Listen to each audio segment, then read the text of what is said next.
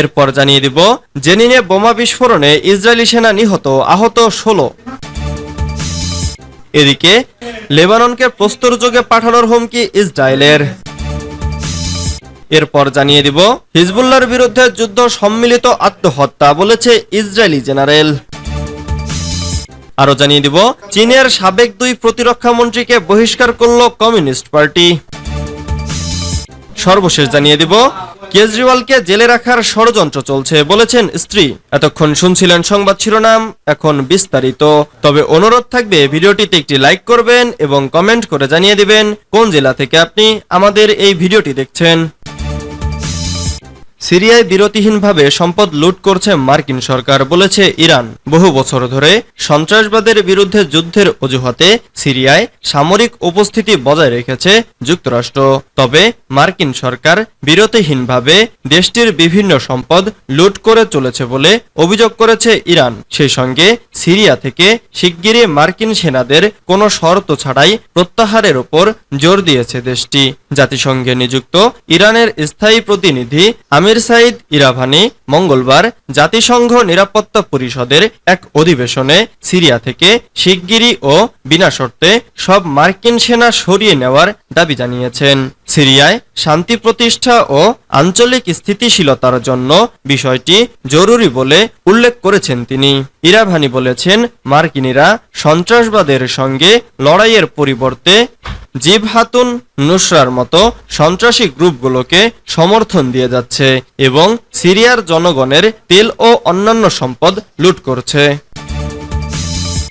জেনিনে বোমা বিস্ফোরণে ইসরায়েলি সেনা নিহত, আহত 16। পশ্চিম তীরের উত্তরাঞ্চলীয় জেনিন শরণার্থী শিবিরে রাস্তার পাশে পুঁতে রাখা বোমায় এক ইসরায়েলি সেনা নিহত ও বেশ কয়েকজন আহত হয়েছেন। নিহত সেনার নাম ক্যাপ্টেন অ্যালেন স্যাককিউ। তিনি কাফির ব্রিগেডের হারব পুনরুদ্ধার ইউনিটের স্নাইপার টিমের কমান্ডার ছিলেন। বৃহস্পতিবার ভোরে শহর ও সংলগ্ন শরণার্থী শিবিরে হামাস নেটওয়ার্কের সদস্যদের গ্রেফতার বা হত্যার লক্ষ্যে জেনিনে রাতভর অভিযান চালাচ্ছিল ইসরায়েলি প্রতিরক্ষা বাহিনী। এ সময় এই ঘটনা ঘটে। আইডিএফ এর প্রাথমিক তদন্ত অনুসারে মেডিকেল ফোর্সের ব্যবহৃত একটি panther armed Marcel career operation চলাকালীন জেনিনের একটি রাস্তার নিচে পুঁতে রাখা বোমার আঘাতে ক্ষতিগ্রস্ত হয়। মধ্যরাতে বিস্ফোরণটি এপিসির ভেতরে থাকা সৈন্যদের সামান্য আহত করে। অতিরিক্ত বাহিনী ঘটনাস্থলে পৌঁছে আহত সৈন্যদের সরিয়ে নেওয়ার কাজ করছিল। এ সময় আরেকটি বোমা বিস্ফোরিত হয়, যা স্যাককিউয়ের মৃত্যু এবং অতিরিক্ত সৈন্যদের আহত হওয়ার কারণ। সব মিলিয়ে 16 জন সেনা আহত হয়েছেন বোমার আঘাতে, যাদের মধ্যে একজন গুরুতর ও 5 জন মাঝারি আহত হয়েছেন।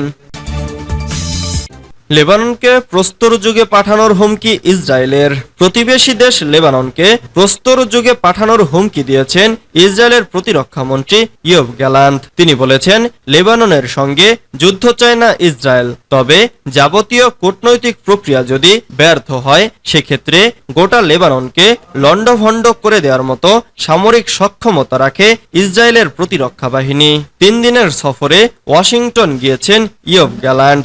বৃহস্পতিবার সেখানে সাংবাদিকদের প্রশ্নের উত্তরে তিনি বলেন, আমরা লেবাননের সঙ্গে যুদ্ধ চাই না, কারণ আমরা আমাদের প্রতিবেশী দেশের সঙ্গে সম্পর্ক খারাপ করতে চাই না। তবে যদি যুদ্ধ বাধে সেক্ষেত্রে লেবাননকে আমরা প্রস্তর যুগে পাঠিয়ে দেওয়ার মতো সক্ষমতা আমাদের আছে, কিন্তু আমরা এমনটা চাই না।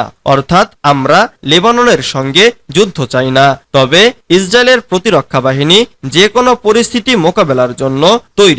যদি সত্যি যুদ্ধ বেঁধে যায় তাহলে লেবাননে যে ইসরায়েলি সেনারা ব্যাপক ধ্বংসযজ্ঞ চালাতে সক্ষম তা হিজবুল্লাহও জানে।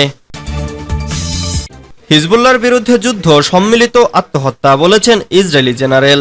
বেনিয়ামিন নেতানিয়াহু সরকারকে হুঁশিয়ার করে দিয়ে ইসরায়েলের সাবেক জেনারেল ইসহাক ব্রিগ বলেছেন, লেবাননের সশস্ত্র গোষ্ঠী হিজবুল্লাহর বিরুদ্ধে সর্বাত্মক যুদ্ধ হবে ইসরায়েলের জন্য একটি সম্মিলিত আত্মহত্যা।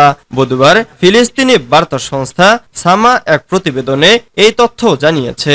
ইসহাক ব্রিগ বলেছেন, আমরা যদি সাম্প্রতিক মাসগুলোতে হিজবুল্লাহ কি করেছে তার দিকে মনোযোগ দেই তাহলে আমরা দেখতে পাই যে হাজার হাজার একর দগ্ধ ভূমিতে বসতিগুলো ভেঙে পড়েছে এবং বিরান পড়ে রয়েছে। তিনি বলেন, গাজায় যে দৃশ্যগুলো সচরাচর দেখা যায় তা আজ অধিকৃত অঞ্চলটির উত্তর অংশেও দেখা যাচ্ছে। এ সময় ইসরায়েলি ভূমি লক্ষ্যে কয়েক মাস ধরে ড্রোন, রকেট এবং ক্ষেপণাস্ত্র হামলা বন্ধ করতে দেশটির আয়রন ডোম কার্যত ব্যর্থ হয়েছে বলেও স্বীকার করেন সাবেক এই জেনারেল। তিনি বলেন, আমরা প্রতিদিন কয়েক ডজন ক্ষেপণাস্ত্র বা পরবর্তী যুদ্ধের জন্য হাজার হাজার ক্ষেপণাস্ত্র মোকাবেলার জন্য প্রস্তুতি নিচ্ছি না।